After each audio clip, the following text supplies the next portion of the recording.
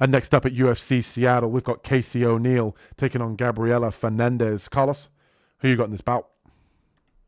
I'm going to go with Fernandez in this one. I just feel her athleticism and her power should be just a big problem for O'Neal.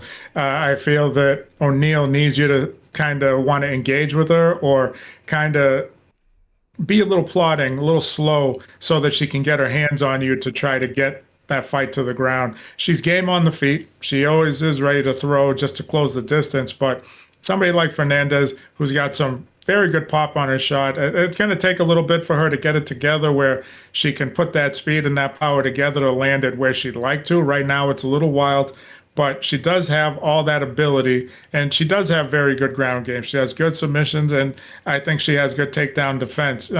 Has she been taken down? Yeah, but she's been able to stay out of trouble on the ground, and she's been able to reverse and get back up.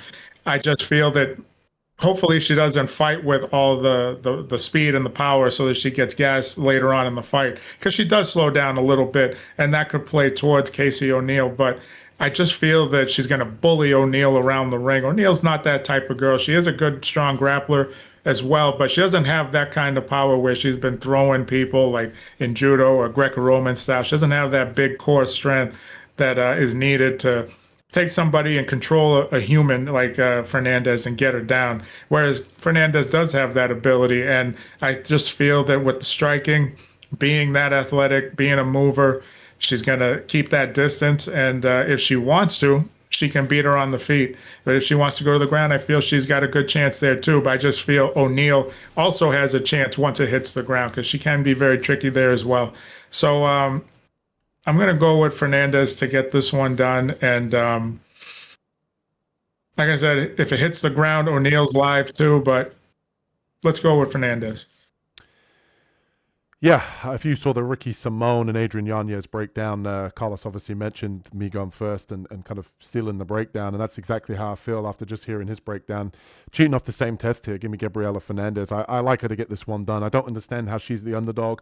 Was thinking about making her dog of the week this week, and I think this fight plays out very much how the Ariana Lipski-Casey O'Neal fight played out, and if you watch that one, you saw Lipski light her up on the feet. I think O'Neal didn't like the power, didn't like getting tagged with the counters, and she looked to get the fight to the ground, where Lipski was able to toss her, get on top, and ultimately beat her up and land kind of an armbar in transition. So I think this fight plays out very much the same way. I think Fernandez, as Carlos mentioned, she's the better athlete. She carries more pop in the hands. You can even see through the shoulders that she is very sort of muscular in terms of build. You can tell that she can crack. And Fernandez is a black belt, a high level black belt in judo, so she does have nice throws. And I think realistically, if O'Neal does try and get this one into the clinch, that I do think that Fernandez will be able to get this one to the ground. And I see this fight playing out very much how that Lipski fight played out. I think Fernandez touches her with the jab. I think she feels the power of Fernandez. She's able to crack her on the feet. And I think realistically, O'Neal's not going to like that. I think she's slower and plodding on the feet. And I think here that she's not going to be able to get the respect of Fernandez. So once she feels the power of Fernandez on the feet, I think she's going to look to clinch. She's going to look to get the fight to the ground. And I think Fernandez is going to toss her, get into a dominant position, and beat her up on the ground. I think this is all one-way traffic here for Fernandez.